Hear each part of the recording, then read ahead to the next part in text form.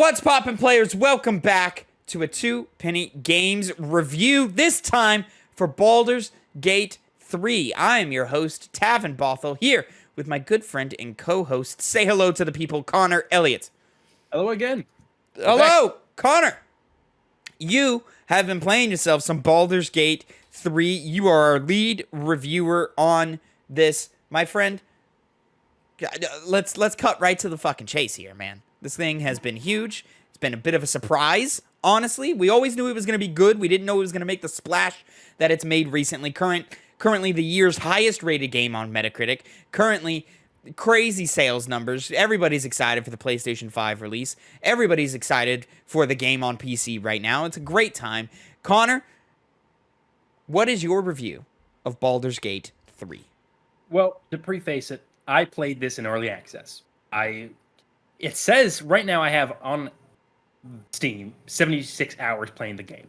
Now, a lot of that was early access, playing the beginning parts over and over and over and over again, because I ultimately decided, okay, I want to experience the game in its entirety rather than just do the first part of the game and then, play it again when the game inevitably comes out. So this new time that I played, since it's come out, I put in 32 hours. I have played this game a lot, and I am in the first act still. It is a very long game, and I can already say with absolute certainty that it is a masterpiece. It is not only a masterpiece, but one of the best games ever made. It is in that tier, undoubtedly. And what this game is it's a video game version of Dungeons and Dragons. Baldur's Gate is based off of Dungeons and Dragons. 3 is no exception. If you've ever played a Larian Studios game, which they're most known for Divinity, Original Sin 1 and 2, games that I personally haven't played, but they follow the, RPG, tactical elements where you click and, you tell your characters where to go using the mouse in the open world, and you do the same thing with the combat. But since I don't really have, experience with Larian games, what Baldur's Gate 3 does is, being based off D&D, you have a set number of actions. You have actions you can take, one of them being an action, which comprises of being able to do things like dash, double your movement speed. That's what that does. Attack with your main, weapon. Attack with a ranged weapon. Cast spells. Do special attacks. You also have bonus actions that allow you to do certain spells. Like, for example, one's called Misty Step, which allows you to transfer yourself to some other part of the map. You can do that and then do some other large damaging spell after the fact. You can shove people to kind of push them off cliffs, increase your movement speed by jumping, and doing other specific class actions that change depending on which character you're playing. Then you also have reactions, which allow you to do things like opportunity attacks when someone leaves your melee range to do an attack against them, or if you have the counterspell spell, use it to counter other spells. So it's very much, it has a really good divide between combat, which you do a lot of, and RPG elements, which you do a lot of. Both the combat elements are fun for basically anybody. It's not a super intensive game. You have your typical, easy, normal, hard, and it doesn't take a lot of skill. You just have to think, which everybody has the capability to do. The other aspect of it, the RPG elements, are so expansive. The reason why I say this is one of the greatest games is because you're able to start up a new game and have a completely different race, a completely different class, a completely different subclass, and treat that character entirely different in subsequent playthroughs, and do the variety of quests that the game has to offer in different ways. And to show you how dramatic it is, there's a group you find in the beginning of the game. Does the typical RPG thing of you're going to save them. You can do that, or you can massacre every single person in that entire complex and get rewarded for it. The game allows that as an option, and both of them are extremely viable. As a matter of fact, it actually allows you to get an extra party member. So that, right off the bat, shows how different each playthrough can be. If you wanted to be, an evil son of a bitch, or be a holy paladin, like myself, as you can see in the gameplay footage. Which, by the way, we had some issues getting the normal B-roll footage uploaded to YouTube like normal. So we're streaming it through Discord, and it looks like Connor recorded it on a potato as well. So yes. It's just real choppy here, but we'll try and fix it for the TikTok review. Follow us on TikTok. And it's not choppy on my recorded image over here. I now realize it runs way smoother. The game does. Oh, okay. Yeah, so So all understand right, that so caveat. we've lost it to the Discord. The Discord has we're doing what we can here, guys. We're a Understand, 3-man operation with understand, jobs and school, and we got a lot of things going on. and separated to boot. But getting back on track, it has an interesting story centered around you trying to prevent a parasite from turning you into a freakish monster. But something else is strange. It's not, things aren't normal. Well, they're already not normal, but they're even less normal than they otherwise would have been. And that gets you introduced to a series of characters, your party members, who all have such, strong personalities. They each are very different. They have their own backstory and story that goes alongside the main campaign and is available to do with it as you see fit. You can even, kill some of your player characters. You don't necessarily have to have them around. Don't advise that at all. Certain story elements can allow you to get rid of your party members. So it does those more traditional, or rather more modern RPG elements of, having the companion relationships which change depending on the dialogue options you use and whatnot. Dialogue options and a lot of the things you do in this game, from doing certain actions like unlocking a chest to sweet talking one of your companions, is based around the classic D&D system of rolling a 20-sided dice, adding modifiers that are determined based off your class, your race, certain abilities you choose as you level up, to get a roll that has to be another challenging roll to either succeed or fail in whatever it is you're trying to do. Really, a lot of the greatness of it comes from just how interesting everything is. You're always, I'm playing through the game, doing my choices that pertain to my character, because it really allows you to create your character and use the wide breadth of options that you're given to make your guy. I'm a holy, righteous paladin. I met somebody who could have, provided me aid. I killed them because they were evil, and I do not tolerate evil. I am a good person. But at the same time, I could, not do that. Be very self-interested and go so far as to say evil. Yeah, and I will do so in subsequent playthroughs. And I'm, like I said, only in the first act, and I've completed basic. I like to think I've completed everything the first act has to offer so far. But honestly, I can't even be completely sure. Probably not. Probably missing a huge chunk of things. I'll point out the negatives. They're small. All right, bring them out. Bring them out.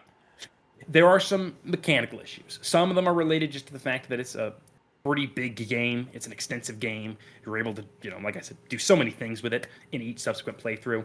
And that has led to sometimes I've seen less of this because they've been pretty good with the updates. You see them almost every other day or every 3 days. So some issues have kind of gone by the wayside, but the big one that really hampered me, which I thankfully one of those I haven't experienced in a while, is it would turn, because it's turn-based. You roll a dice, and the game rolls a dice, and your initiative for who goes in combat is determined that way. Sometimes it would go to another, particularly my character's turn, my player character's turn. I reworded that. My party member's turn, and sometimes the bar that allows you to do all the actions would not pop up, and you could not end your turn. So right then and there, your combat encounter was ruined. Go to your last save, which thankfully many autosaves. So, and you quickly realize that you need to save a lot. Anybody that's going to get this game based off this review, save. It is a very important thing to do. Do not hold back. But that would occasionally used to happen. Never fun. I realized I can kind of work around this issue, but I mentioned you can jump. You jump a lot in this game to get over certain environmental damages or reach certain hard to get locations. And when you activate the jump button, it'll tell you if you could reach the location you're trying to jump to or not. Now, it kind of isn't really make a big emphasis of this, especially in situations where it messes up, where it'll show that you have to move to get to the location where you can now jump. I wouldn't see that, so I would say, I'm going to jump over here because I can make it. And then we'd walk into magma and then get taken down, which sucks. So what you're saying is instead of walking and jumping over lava rivers, you're walking to a spot where then you can activate the ability to jump and roll to determine how successful your jump is being, but you as a gamer just want to run over and jump. Yes, exactly. Okay, all right, great. You should be careful of that. One of those common issues that happens, because magma is very specific, which is not, it's very rare, but what's not rare are traps. which when that happens with traps, they can have a chain reaction that is immense, to say the least. Because one thing that can easily happen in this game, and that honestly, I'm kind of moving away from my criticisms. Those are my big ones. That and also some choppiness, some animation issues here and there, but they're so minuscule. To kind of put a cap on Wrap it that. off. Big things Yeah. are glitches, graphical UI, just general gameplay glitches happening more often than we would like, Yes. and the game is, to put it in a better term, the game is too D&D and not enough video game sometimes. No. I'm sorry if I came across that way, because the cool thing they do is not everything is exactly like D&D. They change certain things to allow it to be better for a video game experience. Okay. So you have a pack that has a bunch of items in it that you collect throughout the world. There's tons of things to collect: cool magical items, camp supplies, alchemical ingredients to make potions on the go. But one of the things during combat, you can't just like take out a weapon out of your backpack and change them on the fly. You have to use an action to do that. And usually in D&D, you have to do that for all the different items that are tucked away in your bag that aren't on your immediate person. You have complete access to all of the stuff in your backpack, and even if your ally is somewhere else, you can give them items that they can use. And it takes no extra action. It doesn't impede gameplay, and that really makes it go a lot smoother. Not to mention, certain actions are, like a shove, I believe, is an action in D&D, but it's a bonus action here, because even though it's extremely useful in pushing people off ledges, pushing them into elemental attacks or environmental damage Hazards. areas, Yeah. hazards. For the most part, it just makes gameplay more fun, because a shove is a very big make or break moment, and you could be wasting multiple attacks or some big damaging spell to just shove somebody, which might not work, because once again, being D&D, it's very involved in doing rolls and going up against the enemy's rolls that are attributed to their stats. It's a very technical game, and it doesn't really show you everything going on behind the scenes, because there'd be a lot of UI stuff going on. A lot of rolls occur in this game. Even when you're just going out the overworld, you sometimes cross an area that has a trap, and you just, miss it. But there's one there because everyone says, perception check failed, perception check failed, perception check failed, perception check failed. And you get a little bit worried. You're like, what's going on here? What's going on? What's going to kill me here? So You're talking other players in the world are failing their perception checks, and Yes. it's like in the dialogue box it's saying that It or is. whatever. That's fine. yes.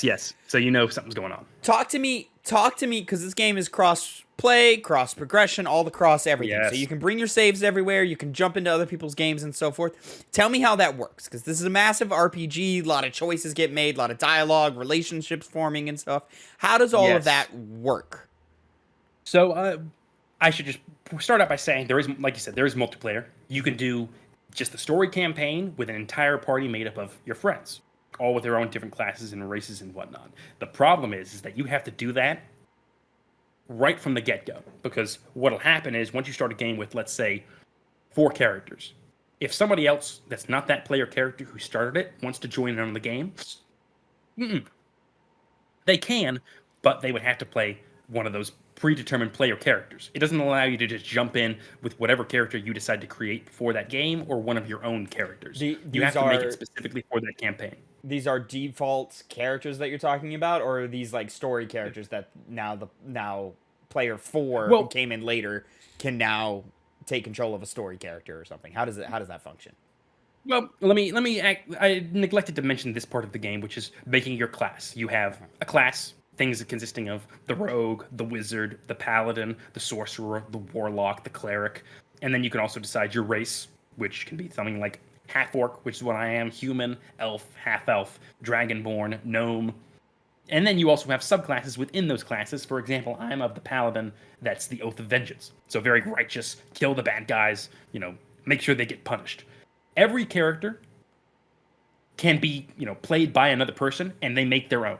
So even though you still have the, in-game party members that you can access whenever you want and recruit them as you do in the main game, you're going to be playing with however many, players are in that game. So, for example, I'm in a game that has 3 people in it, me, myself, and 2 other friends. And there's a fourth spot that we kept open because what you can do, since we have the issue of not being able to just take a random character, create him before you join the game, and then just throw him in with your already pre-planned party, what you can do is recruit mercenaries, basically, that have preset classes, preset races, all those sorts of things, and you hire them in the course of the game. So it does give you a little bit more freedom of what kind of character you want to play, rather than just playing whatever, NPC or mainline party member like a Shadowheart, for example, is already in the game, or let's say Bob the half elf that Frank, your friend who's not currently playing, had created previously. If you don't want to play that character, you can hire these more specialized characters, but you can't make it from the up. It's already predetermined. So you effectively have, if you aren't already a part of a game, having less customizable options to choose from, if that makes sense. It's kind of it's dense, and I am struggling to follow. I'm struggling to follow here, but I might not be explaining. I think I generally get the idea of there's just avenues that you can go to sort of have control over class or maybe some race controls or whatever, but you're just not gonna craft the character. It's just gonna be sort of hey, you can have these two things that you want, but everything else is just whatever we're giving you. Exactly. Yes, that's what it is. It's hard for me to kind of put it into words, not only because I'm not the best at explaining things sometimes, but also because I've played single player overwhelmingly. I've only kind of touched the multiplayer one because I do want to experience a lot of the game, the story elements, which are very interesting, and character development, rather than just have all that go by the wayside and play with friends, which is an extremely fun experience on its own because everybody has complete control over their own character. They can go literally anywhere in the world. Don't recommend it, but you can do it because you can split up and just be in totally different instances. Yes, because you can die. Your NPC characters can die. You can revive them, but they will just straight up die. They will fail their death saving throws. They'll fall off a height that kills them, and that's that. Huh. And the same thing can happen to player characters. So don't recommend that. And this game can be incredibly hard because of that reason, because they do have a somewhat permadeath system. I haven't had any of my characters die yet, so I haven't had to really deal with it. But the game apparently, especially in the second and third act, what happens there? You just reload a save and save scum your way through it if you want, or you can easily do that. Yeah, so there's ways to work around it if you don't want to have to deal with it too much. But if you're a fan of any kind of tactical game, this is going to scratch your itch perfectly. Yes, see, that's why I want you to play this, Tavin, because it's a game up your alley that has all of the RPG elements that you would like from, let's say, your Mass Effects, but a lot more extensive. Because, certain party members can, die in Mass Effect games, but it's more localized to certain specific instances, not something that can just happen whenever. Everyone's mostly safe except for key moments, and they're usually pretty clear about it. Exactly. And these ones, even though you do have, admittedly, that element of being able to rectify a character's death rather than just go, well, lost that guy. So it's not like a traditional permadeath system. Every single class is just so well made that there's no bad ones. Certainly there's ones that are better than others, but any run can be viable with any class. And going back to just the breadth of freedom you have to just have a completely different game just by pressing the new game button. Not many games offer that, while also just having a core combat system and RPG system that is, the thing that kind of defined what modern day RPGs are, because it is based off of Dungeons and Dragons, which is the quintessential RPG nowadays. And they were able to translate that in a perfect way to a video game format. I know you have a question. I'm sorry. Yeah, returning back to multiplayer, when dialogue choices or plot choices happen, how does that work in a multiplayer setting? So if a player initiates a plot point, you have to when it had as you can see on the screen, you have your portraits of your party members off to the left. It'll say that this player is engaging in a conversation, and you can just listen in on that. And you can even input what you think should be said, other than just using your voice, by clicking on the dialogue options as they come up, and they'll be highlighted blue. But the person who initiated the conversation has complete control over how that flows at the end of the day. Okay. click and choose. And while that's going on, you can just go to some other person and talk to them and have your own interaction. Like I said, it's completely things can go on at the same time in completely separate locations. And it kind of like, from my understanding, like if you accept a quest, it'll add it to the quest log of your entire party. So it's not as if though you need to be in that conversation viewing it, or you need to be taking part in that conversation. It's all just grouped together in your party. Okay, And so like if I do a quest for if you and I are in a game together, right? yeah, And I accept and do a quest for Billy Bob in the village or whatever. yeah. And then like me and Billy Bob get into a disagreement, I say get fucked and I walk off. How does that affect your relationship with Billy Bob? From my understanding, I think if you're just another player, you can go and do something different. I think. Like I said, I'm not super in depth into the RPG mechanic, like the That would be mechanics. insane. It- That's yeah. insanity. Like single player games aren't even that deep. Like when they have infinite resources. Yes, I think that probably is how it would be able to be done. This game is incredibly, artistically made. Because it's taken 6 years. It's not even a AAA title. It's more like a AA title. Yeah. And it's just the love and passion that went into this work, doing all of the variety. You can interact with so many different things in this game. Like, let me explain how you can approach a certain situation. I almost shared it, but I didn't want to spoil it. There's this Go goblin. for it. Yeah. There's a goblin camp. What a party of four gnomes did. I think they were gnomes or halflings. Is they got these that you can kind of if you go to this goblin camp like I did, you can actually inseminate yourself with that group. Like you're like, oh, they at least tolerate you. Maybe they'll like you. Maybe they'll defer to you due to certain things that happen in the plot. So you could go in there completely not doing a combat encounter. What this party did was they had gotten explosive barrels and they placed them the entire length of that goblin camp and then just set it off and had classical, bombastic music playing in this edit, and you just see this explosion go the entire length along the camp, killing everybody. Because it just blows up and you can't dodge it. You can reduce some of the damage that occurs, but there were so many barrels that they had collected that it was like a nuke had gone off. Or like a strafing run had occurred. And that was an entire way to deal with a situation that I went through it bit by bit, trying to break off enemy groups so I don't have this overwhelming force bringing down on me and taking them out that way. Another thing that I had done was I had encountered a group of 3 intelligent ogres. Or 3 ogres, one of them being exceptionally intelligent and a gourmand. So he really liked food, and he was discussing, I'm going to eat you and pair you with a nice apple, or whatever. I can't remember what he said. Nice. I was able to talk him. Nice fancy. I'm sorry. I'm Yeah. making a Silence of the Lambs reference. Don't worry about me. No, Keep going. No, shut up. But what I did was I talked them down from devouring me and serving me. And so they was like, give me. They gave me a horn that I can blow whenever I want and call 3 ogres to come and fight for me. The only caveat being is they'll eat the people that I kill when they get the chance to, because they're ogres, and that's the deal. But you have this whole resource that is entirely optional if you just do certain dialogue options, and it really changes up gameplay in a substantial way. And I'm assuming they die permanently. None of them have died yet in the times I've called them, the few times. But that there's a whole other avenue you can do to play the game with your orc bosses This following is you. insane. It sounds unreal. Oh, like it's the it's- video game to end all video games.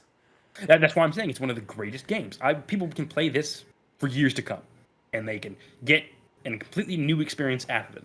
Like multiplayer. One of my friends was talking about, let's all run an all wizard campaign. So we're just a bunch of magic casting wizards going through this land, Spoon. doing crazy things. Okay, yeah, yep, that was him. Or we can all be barbarian dwarves and just run around as midgets, like that party that were gnomes or halflings that blew up entire groups of people. It is just so expansive. It's like when I played Elden Ring. It was this brand new game that just seemed fresh, that nobody had really done it before, or if they had done it before in similar ways, it just expounded on it that you didn't in ways you didn't think possible. This really goes to show you how, like, for example, early access can be good because people learned, I think, from the developers learned from their experiences, and they were able to make a game as finely tuned as this and diverse as this because of just people playing it before the game officially released. Now, I've heard some critique of how the game plays on controller.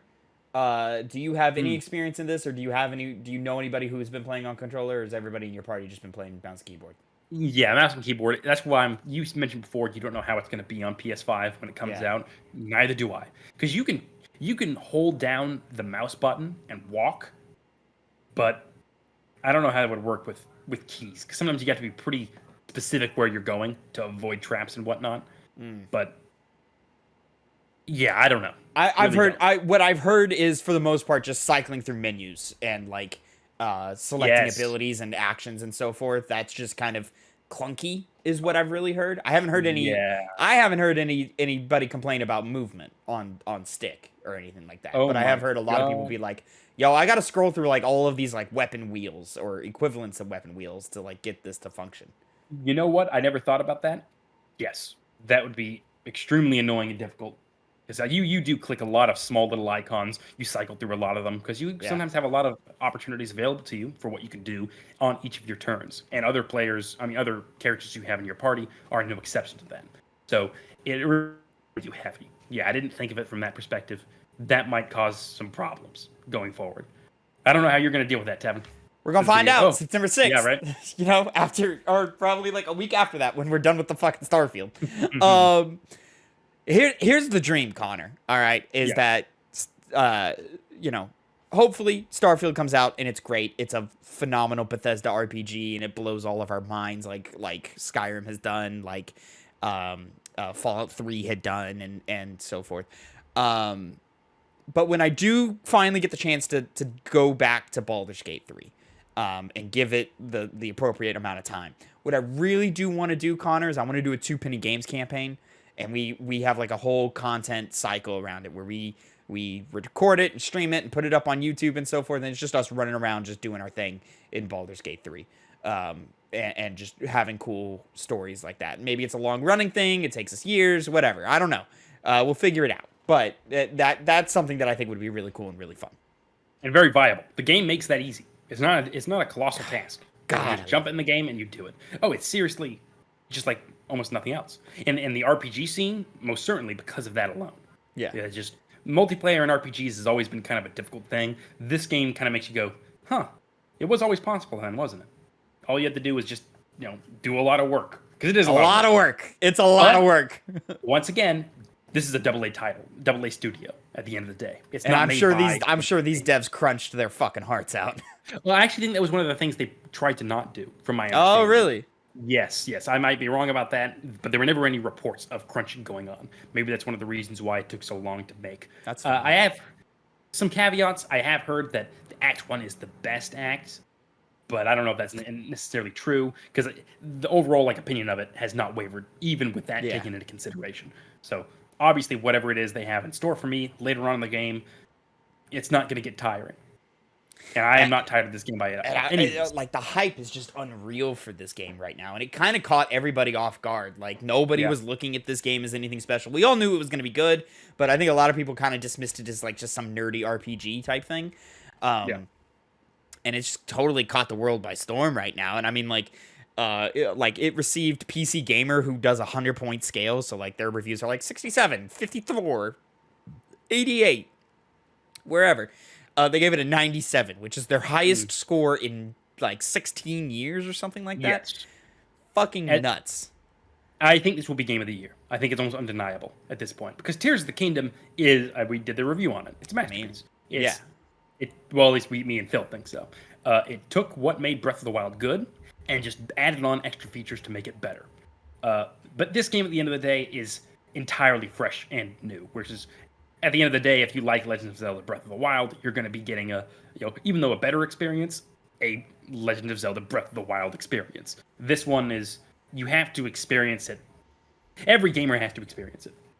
And experience it to believe it as well. It is just a game that will be getting a lot of attention for years to come. And that's not even including the add-ons. They could do so much with this. Like, this is a game that I see that if they're smart, look at me walking through the fire like an idiot. If they do it smart, this game will just be, one of those never-ending games for the next 10 years. Because D&D has a long history. Expansions and story packs and content drops. Oh, yeah.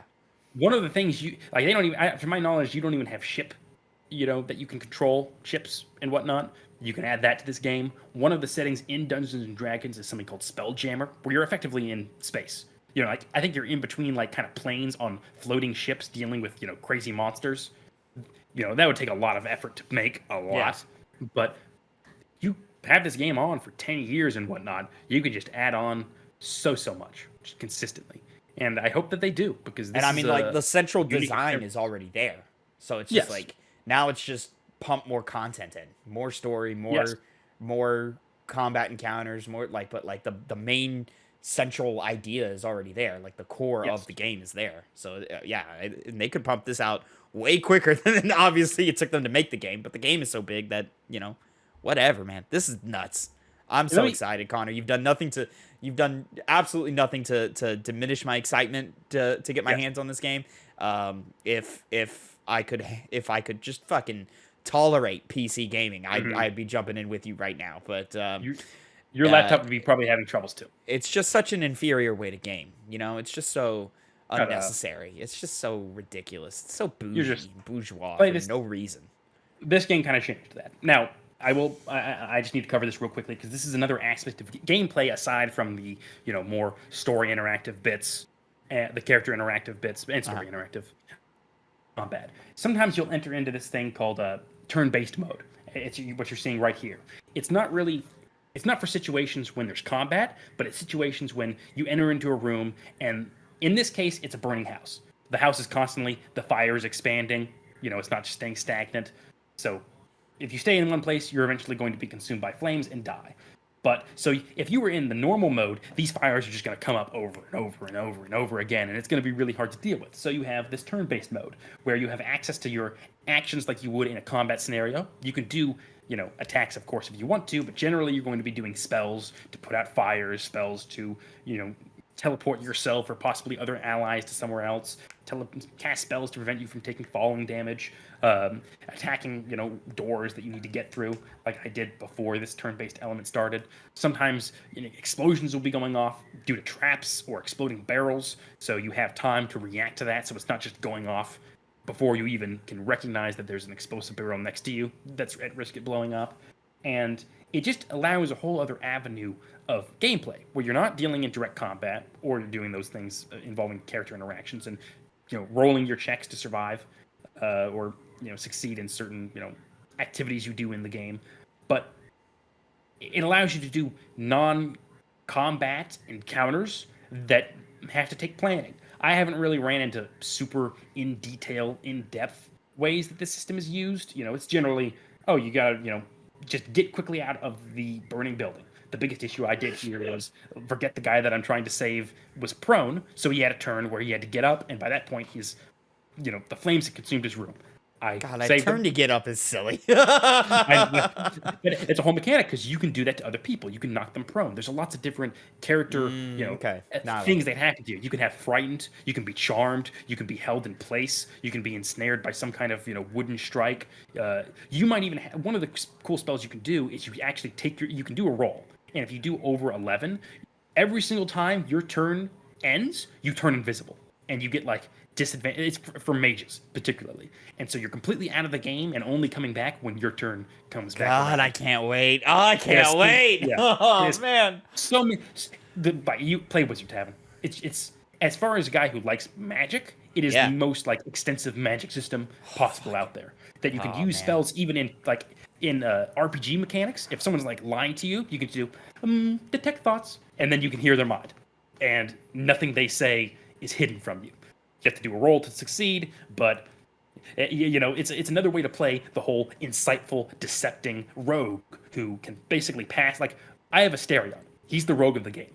No lock is preventing me from getting where I need to go as long as he's in my party. It is incredibly hard. I gotta play for him this to game. Play any rolls. You do. You will love this game. Fuck. Just as much as I did. Yeah, that's why I was like, Connor, here's the real question for you. And now we're just we're past like the critical parts of it. Now we're just talking the future here. Let's say it's pretty safe to assume at this point this is going to be your personal game of the year. I think if it does not change, it'd be an act of God. I'll tell you, Spider-Man 2 about to fucking kick some ass right now. The only thing that would change my perspective of this is the really personal Elden Ring experience that I had. If an Elden Ring game came out, that's the only thing that can challenge this at this point. What, really? You think no chance? Like, let's just talk RPG of the year. Like, Yeah. you think Starfield has no chance? Okay, that's actually a game that could have a chance. Because that's a new IP from a It is. dev studio that we know. Like, it's just a dev studio that we know also failed to bring us those games that we enjoyed in the past, like Skyrim, with things like Fallout 4 and Fallout 76. 76. So I mean, 76 being the key problem there. Fallout 4 was just kind of more Fallout, and that didn't interest us. But this is like a whole new IP with a new combat system and a new ecosystem, and like everything is going to be new in that game. It is with a familiar like sort of structure to it, being a Bethesda RPG. But you know what I mean? I get what you're saying. The issue is, as you said, Bethesda. They can make great games, but I think even if it's going to be a good Bethesda game, it's going to be what Bethesda has always given us. They don't break the mold in how RPGs work. They could, because this studio could. Anybody has the capability to. That's the cool thing about art. You can build on it. And I'm not going to use this as a way to not play Starfield or enjoy it, or say like, oh, well, it's not that great or worth playing because Baldur's Gate 3 exists. That's not even including the PC limitations or the PC advantage that Baldur's Gate has over being on Starfield, where you can't really play You can play Starfield anywhere. You can't play this anywhere, or anywhere as effectively as you would be on PC. Yeah. So it's kind of unfair to hold it up to that standard, but I just don't see that in this current state breaking my expectation of what an RPG can be and making me think that this is one of the best games of the year. I think both Bethesda and Xbox know that Starfield needs to hit. Like they need it to hit. And that's why I'm hopeful that it will hit, but I think that's like we're trying to make a game that's fun and good. Yeah. It's going to play it, I think, relatively safe with what makes Bethesda games good, but just making those elements especially good nowadays, which love it. I'm going to like Starfield. I think I'm going to like Starfield. I hope I like Starfield. But if we're talking about like which game leaves me with this is one of the greatest games I've ever played, this on multiplayer alone beats it, because it's one thing to play over and do all these different ways to tackle the game by yourself, but then when you did it with friends, which you can use to say, oh, like I said, all wizard campaigns, some cool element like that just makes you enjoy it a lot more. Starfield will just have that, maybe have that cool experience, but it won't be like that. Now, Connor, leading that whole train of thought was leading into, what are the chances that of this game becoming not only one of your favorite games of all time, but your favorite game of all time? It's not going to become my favorite game of all time. Okay. And the reason why I say that is because I don't want to spoil anything. I'll talk about it later. Pay attention to the 2 penny games for the continuation, the Piggy Bank, a game that we play with our other host, Phil, over what we're going to talk about that week. It might impact this next week. You got something. You got something to say this next week. I do. Yes. Oh, okay. Well, keep an eye out for that Saturday 8 a.m. For us tomorrow. Yeah, but we're not doing that live, so nobody's gonna see it until Saturday 8 a.m. YouTube.com/@2pennygames. Now, Connor. Wait. So let me finish my original thought that you. Okay, go ahead. Yeah. Which was getting back on track. Why it's not one of my favorite games of all time. Yeah. I like the characters a lot. They're very fun to be around. I'm attached to them, but for a game to be my favorite of all time, it has to hit like super emotionally for me, whether that's by providing a narrative that just leaves me thinking about it, or a gameplay experience that's just perfectly tailored to me, to where it just makes me feel good and nostalgic for that first time experience, or when I'm not at that game, when I'm not playing that game currently. This game I constantly want to keep playing. I know I'm going to be playing it for years in different ways, but at the end of the day, it hasn't yet attached itself to me. Like some game like Final Fantasy VII Remake does. Like even Fire Emblem Three Houses does. Even to some degree, like Breath of the Wild does. Though now, does it just need more time? Do you just need time to reflect? I might need more time. Become nostalgic for the experience? I might, or it just might never happen. It might change based off that, but as of right now, I can't see myself caring about this game on a personal level the same way I do Final Fantasy 7 Remake, or even the original Final Fantasy 7. It just Interesting. that emotional connection really matters when you're talking about your favorite game. But I will defend it You really to the like high Final heaven. Fantasy 7. I really do. But I will defend this game to be putting it above some of those personal favorite games of mine as the greatest game of all time, because it just does so much, and I will keep playing it for years. Other people will keep playing. You'll say it's objectively the best game ever, but it's just not your favorites. Okay. Now, Connor, I have my list here of my top 10 right here. I'm not going to go through the full list. Okay. I'll say, Mass Effect being my favorite RPG series, the first Mass Effect game is at number 6. And then my top 5 goes like this. I think easily this game could easily crush the first Mass Effect game. Yes. My top 5 goes like this. Super Smash Bros. Ultimate got at number 5. Number 4 is God of War Ragnarok. Number 3 is Persona 4 Golden. Number 2 is The Last of Us Part 2. And number 1 is Metal Gear Solid 3 Snake Eater. You know me. You know the how much I love those games and how beloved they are to me. Mm-hmm. Where do you see this game competing in that list? Or how do you think it fares in that list? Really quickly, repeat the last 5 again. Quickly.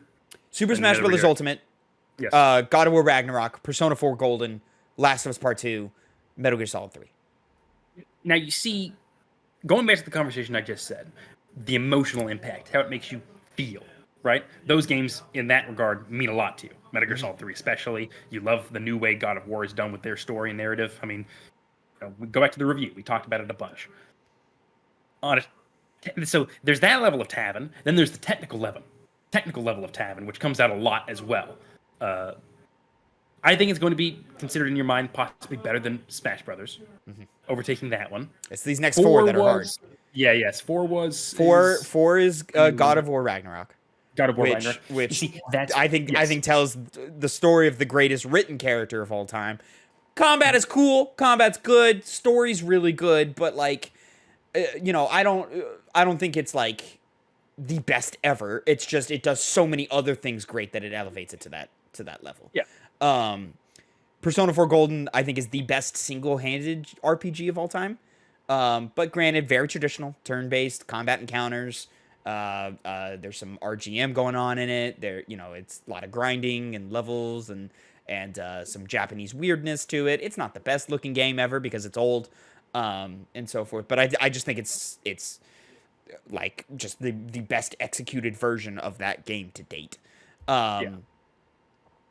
What's next? Last of Us Part 2, I think, is the best story ever told in video games.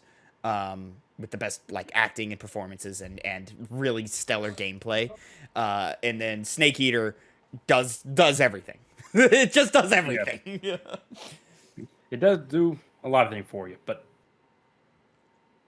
you see, I don't think you'll connect emotionally to like the characters or the narrative the same way you will those. Okay, yeah. All right. See, that's the thing. I've honestly came over myself, kind of not a reawakening, but an evolution in my way that I consider what the greatest games are. For example, we do something called the Game Book Club, where we play games every single month, and then we rank them, and we have a whole list that's getting bigger and bigger. Prey is this month. Prey is the upcoming episode. We just did Shadow of the Colossus. Yeah, Arcane's Prey. Yes, Arcane's Prey. At the top of that list, I will tell you right now, is... oh my God! God of War Ragnarok is currently at the top of that. God of War Ragnarok, yes. See, I've kind of, and Last of Us is number 2. I think I voted. Well, let's focus on God of War Ragnarok. Okay. Because that's a game I would vote differently on now. Because really? I've come to value something more, which is the gameplay experience, how fun it is, rather than a narrative. God of War Ragnarok has an amazing narrative, but first of all, the combat system none of it's bad at all. It's not bad. Good gameplay wise. It is a good game, but it isn't like particularly amazing. It doesn't make you go, wow, this makes me, I really want to get back to that God of War combat. You don't think that. You think of the story, which as time has passed after that initial experience of it, whereas certain stories will stick in my head for far longer, God of War Ragnarok, despite being amazing, just in that way. I still really like the story. It's an extremely well-made story. But when I think of, okay, now taking that and now deciding which is the best game, it's not only since it didn't do that emotional impact for me personally, which I think matters a lot to gamers, uh, and that's intrinsically tied to the narrative, which isn't to say that, I would argue that some narratives are better than God of War Ragnarok's at the end of the day, now that I think about it. But really enjoying my time. I don't think there is in the list of games we have currently. I don't think there is a better story. Yeah. Yeah, see, I would think that because, like, once again, technically, it's similar to my criticisms of Last of Us 2, but whereas that becomes a negative with how they handle the story, just the plot point specifically, the ones in this game, in God of War Ragnarok, are amazing. And the narrative that comes along with it, the writing, the acting, is also phenomenal. But I think less impactful than some of the other ones. Like, I would say Final Fantasy VII's remake, continuation of the story of 7, does a lot more for me emotionally, which I think is what a big part of what narratives try to do, at least from my perspective. But arguably, that game cheats. To how degree? To using another game? Or? It plays off of your nostalgia. It plays off of the fact that it like the marketing lied to you. It's not a remake, No. or not a traditional remake in that. So it plays off your nostalgia, beloved characters, and let's be honest, the original Final Fantasy VII story is not the best story ever told. Like, it's fun and it's good, and you care about the characters and stuff, but there's a lot of moments where you're like, this is not well written or well told in terms of a story.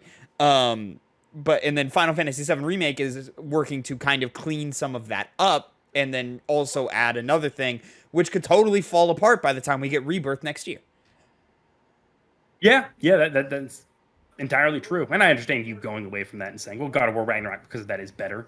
But, I mean, the whole fact of it being not a remake, but a sequel, but in the way that they did it, really elevates that game story. And I just care about the characters themselves a lot more than people like Atreus, or people like anybody connected to, even Kratos to some degree. Though Kratos is definitely the best character in that game. A lot of the other ones just don't really stick in my mind. Thor might have done so more, but they got rid of him and overall had him in so little. And Odin was a very cool character, very fun, memorable character, but not one that I, found even after all the bad stuff he did, it never really made me feel like that personal hate you have for a villain like that. He was a bad guy, a particularly bad one, but not anything that was super substantial as far as a villain goes. He's not one who, like Sephiroth, for example, dominates his scenes. That's the big thing with him. Also, he's pretty nice looking. But aside from that, he has his presence alone makes everything about him and basically everything else also just irrelevant. The strength of the characters, any attachment they have that might make them be better, stronger people. With Aerith dying, just being completely canceled out, he just does a lot more in a surprising way. Whereas Odin kind of develops into I'm the bad guy, the evil tyrant, that kind of archetype. Yeah. Even though it does have a cool aspect of him, admiring wisdom, valuing that, and just wanting to know, this desire to know. Interesting element to him because he's a very good villain. But those kinds of things, when I think of what means the most to me, plus factoring in gameplay, which the whole other avenue with 7 Remake, I absolutely adore. I love the combat system of 7 Remake. It's one of my favorite action ones that I've done recently. So that combined with the story, which arguably God of War Ragnarok is. Don't get me wrong, 7 Remake has the best action RPG combat probably ever. Yeah, it has amazing ones. And that also is the other thing that really kind of elevates it a lot farther because I've prioritized liking those gameplay elements. Which, to your list, I think trumps pretty much most of those, every single one of those games you talked about, but combined with the aspect of what you like about those stories, you being Tavin, I just can't see really God of War Ragnarok or Persona or Last of Us or, of course, Metal Gear Solid 3 overreaching that in your mind. But I think even though you have a love for Super Smash Brothers, you'll recognize for how technically this game is amazing. Gameplay-wise, it is amazing. And even though it doesn't really have that narrative draw that you usually desire from some of those other games, it will overreach Smash Brothers. But I don't think that element of it will beat the other ones that you put over yeah. Very interesting.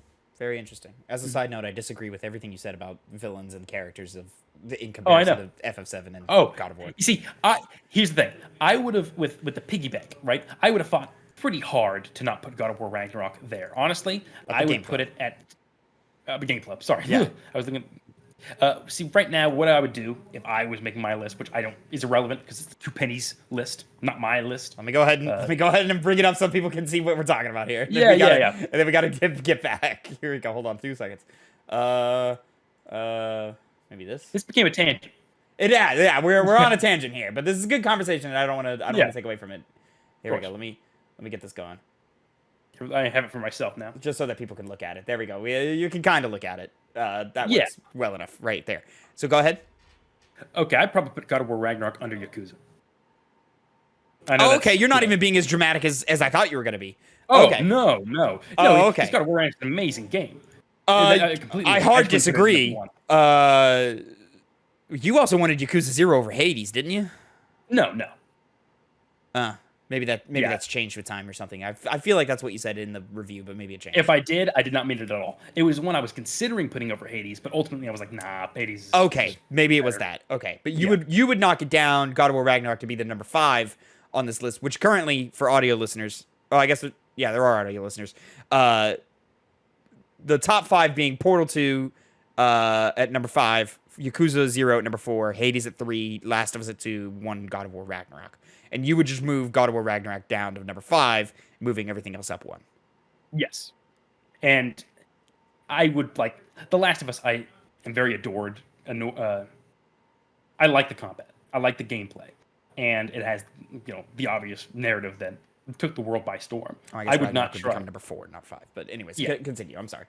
So at this point, I would say I would have more favorite games than The Last of Us. Multiple favorite games. I couldn't unjustify it not being at the number 1 myself because of how much I enjoyed that first game. So, even with if there's a really in that narrative and that emotional impact that a game provides and its gameplay that I like, I would, I like it. I like and see that this is what's crazy to me is you having a focus on gameplay and then putting Last of Us and Yakuza over God of War. God of War has better gameplay than both those games. I can't say it with I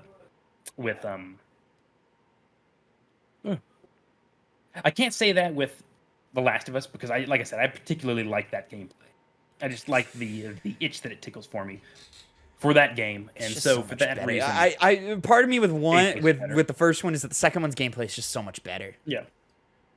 Now the Yakuza thing, I just kind of inured myself to the characters more than I did God of War Ragnarok. Like I still think of the Yakuza characters as opposed to the God of War Ragnarok story characters.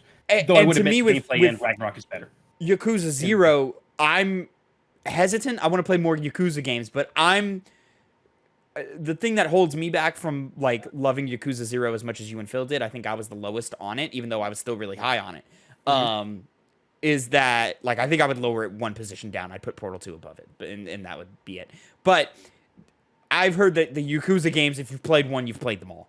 And I'm like, well, all right, well then how much can I care about these characters and how much can I care about these gameplay systems if they're going to be the same for 9 games? Yeah, I mean, that's fair. And when we get to those other Yakuza games, we'll see how they compare and what that looks like. But just off of right now, I only have Yakuza 0 experience, and I really liked that gameplay. And even though I would say God of War Ragnarok is better, I think they're too similar in enjoyment level for me to say that one is enough to bring it highly above the other, especially when you have Yakuza 0 just having a lot more memorable characters, let's say. Interesting. Okay. Ladies and gentlemen, this has been your review for Baldur's Gate 3. Play it. It's very good. Play it. Very good. Masterpiece. I need to do a video introducing all the shows and what this channel's about, and also breaking down our rating system, because we have a rating system, ladies and gentlemen. It's very important to us. We've been doing it since Jedi Survivor, but we just haven't really gone over it and broken it down. So we'll get to that eventually. Wow, we went a long time because we got distracted talking about goddamn God of War. Baldur's Gate 3, very exciting time. Very excited to play the game. Can't wait for it. Connor, great job on that review. Ladies and gentlemen, you can find us over at youtube.com/@2pennygames and mainstream podcast services of your choice. Follow us on Twitter. Follow us on Twitch. Follow us on TikTok. All of those links are down in the description below. Thank you so much for listening and watching. Let us know how you feel about God of War. Let us know how you feel about Baldur's Gate 3 or God of War Ragnarok. How do these games relate to you in terms of favorite games of all time, greatest of all time lists? Have that discussion with us down in the comments, please. We're very, very interested to get more perspective on that. Until next time, have a great time. And Connor, say goodbye to the people. Goodbye. Have a nice day.